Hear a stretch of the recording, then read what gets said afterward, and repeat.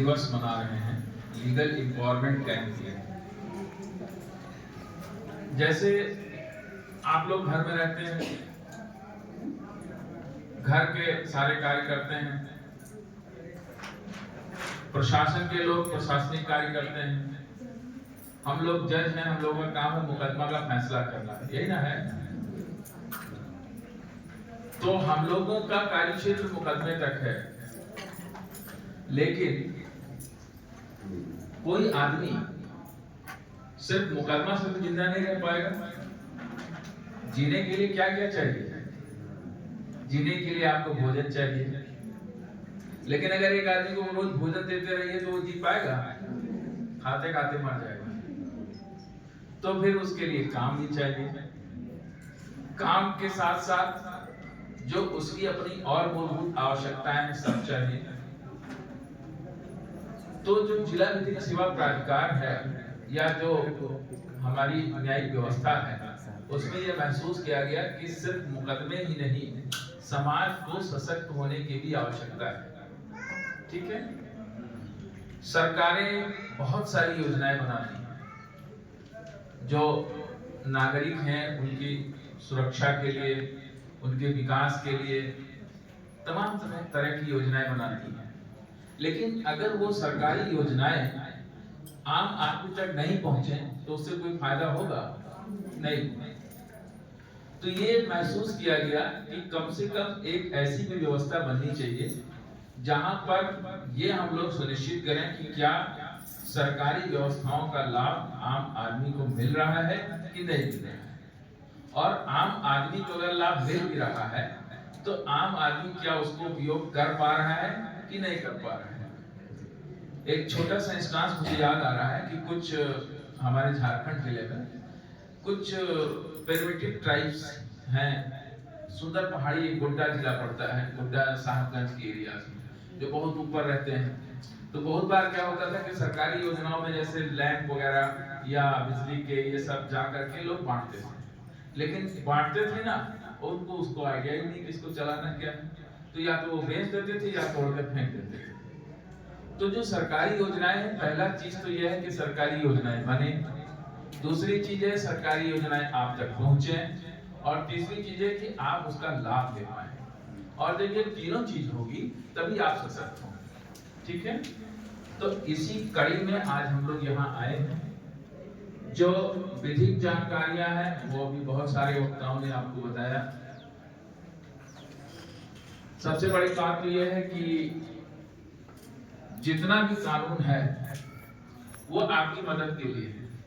अगर आपको लगता है कि हम इसमें क्या करें, आपको जानकारी नहीं है, तो उसके लिए आपका जिला विधिक सेवा प्राधिकार है। जिला विधिक सेवा प्राधिकार का एक ऑफिस है, उसमें एक जज साहब बैठते हैं। हमारे जिलों में सब जगह लगभग पीएलबी हैं, हर थाने में हमारे पीएलबी होते हैं, पैरालीगल वॉलंटियर्स पीएलबीज हैं।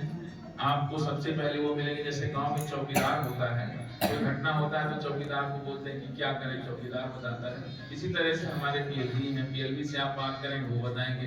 वहां से नहीं सॉल्व होता है तो आप कोर्ट में यहाँ आएंगे, जिला विधिक सेवा प्राधिकार में, वहां आपको सोल्यूशन मिलेगा। ठीक है, तो कानूनी रूप से समाधान करने का जो रास्ता है वो है जिला विधिक सेवा प्राधिकार। वो आपको वकील भी मुहैया कराएगा, आपको जानकारी भी देगा। इसके बाद जो सरकारी योजनाएं हैं वो आपको प्रशासनिक स्तर से मिलती हैं, हमारे एग्जीक्यूटिव मशीनरी इस पे काम करती है, उसके लिए हमारे सीओ साहब हैं, वीडियो साहब हैं। जितनी भी योजनाएं आती हैं ये योजनाओं को आप लोगों तक पहुंचाते हैं, चिन्हित करते हैं, जो लाभुक हैं उनको लाभ प्रदान करते हैं, जिनको लगता है कि हमको भी मिलना चाहिए वो आकर के इनसे मिल सकता है।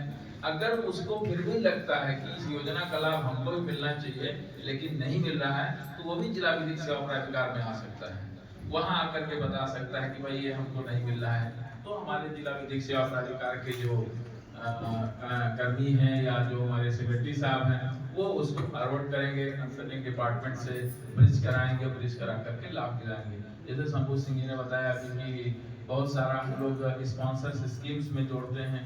तो ये योजनाएं सब सरकार ने बनाई है, ये योजनाएं कोई डीएलएसए ने नहीं बनाया है, लेकिन ये योजनाओं का लाभ आपको कैसे मिले इसके लिए डीएलएसए काम करता है। ठीक है, और आपकी भूमिका देखिए मतलब घर में सबसे बड़ी जिम्मेदारी माँ की होती है, ठीक है। लोग बोलते हैं कि मेरी घर वाली है, लेकिन कोई बोलता है मेरा घर वाला है, क्योंकि घर आपका है। घर को बनाना, घर को चलाना आपकी जिम्मेदारी है। अगर आपका पति नशा करता है, उम्मीद बहुत कम है कि आप उसको रोक पाए, क्या? लेकिन आपका बच्चा नशा नहीं करे, ये आप रोक सकते हैं। आप अपने बच्चों को इतना तरीके से समझा सकती हैं कि उसको नशे का दुष्परिणाम, उसका कुप्रभाव, वो सब उसको पता हो जाएगा। तो जो बिगड़ गया है वो तो नहीं लौट सकता, लेकिन जो नहीं बिगड़ा है उसको रोकने की जिम्मेदारी आपकी है। और अगर आपका बेटा नशा करता है तो आप फेल हैं, आप अपने दायित्व का निर्वहन नहीं कर पा रहे, ठीक है। नशे से क्या नुकसान है ये तो हमको बताने की जरूरत नहीं है, आप लोग देखते ही हैं।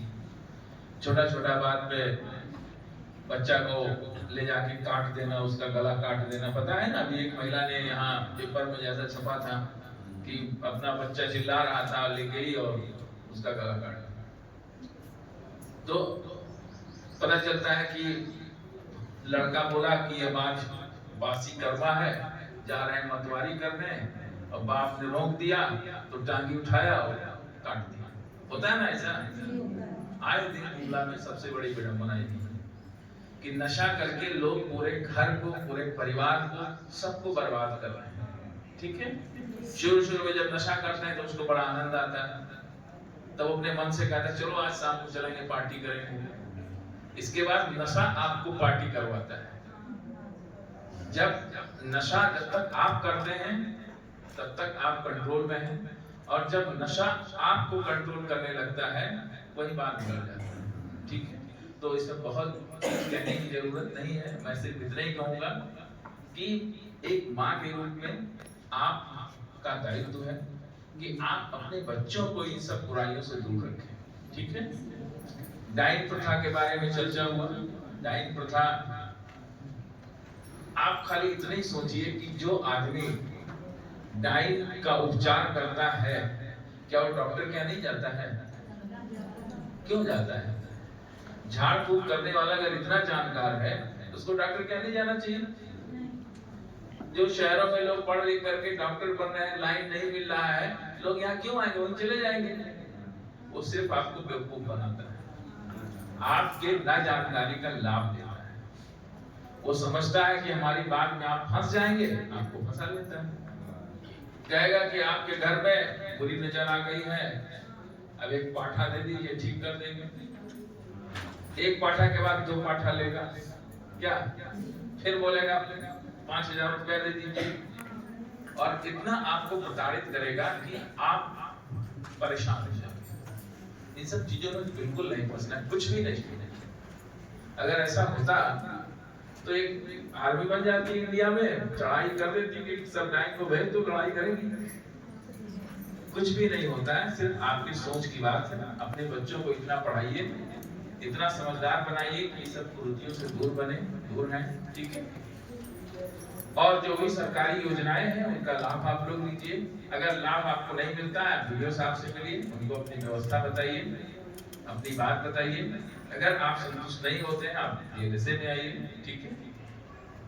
तो आज के दिन में हम लोग जो सरकारी परिसंपत्तियां हैं उनका वितरण करेंगे। वीडियो साहब ने जिनको चिन्हित किया है उनको वो लाभ मिलेगा, जिनको इस बार नहीं मिल पाया है वो अगली बार उनको लाभ मिलेगा। जहां आपको लगता है कि आपको किसी भी तरह की मदद की जरूरत है, चाहे कानूनी रूप से, चाहे आर्थिक रूप से, सरकार आपके लिए योजना बनाई है। अगर आप उस योजना के दायरे में आएंगे, निश्चित आपको लाभ मिलेगा। इसका लाभ लेना चाहिए, आप ही के लिए योजनाएं हैं, ठीक है। और बहुत सारी बातों को कहने के लिए नहीं, आप लोग खुद समझदार हैं, कोई ऐसी चीज नहीं है जो नहीं जानते हैं आप लोग, ठीक है। तो इन्हीं शब्दों के साथ मैं अपनी बाणी को विराम देता हूँ।